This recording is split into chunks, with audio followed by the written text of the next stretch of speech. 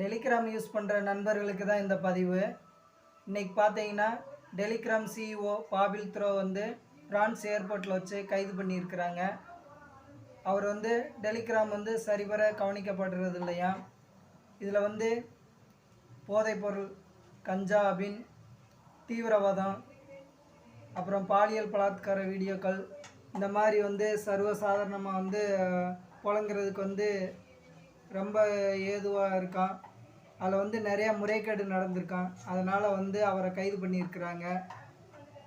இதில் பார்த்தீங்கன்னா 900 மில்லியன் பேர் வந்து டெலிகிராம் யூஸ் பண்ணுறாங்க. அதில் இந்தியா தான் முதலிடத்தில் இருக்குது. அதனால தான் இந்த பதிவை போடுறேன். என்னுடைய நண்பர்கள் அனைவரும் டெலிகிராம் யூஸ் பண்ணிங்கன்னா பார்த்து கவனமாக செயல்படுங்க.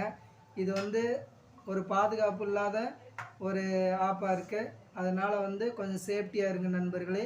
இந்த பதிவு பிடிச்சிருந்தால் லைக் பண்ணுங்கள், கமெண்ட் பண்ணுங்கள் நண்பர்களே.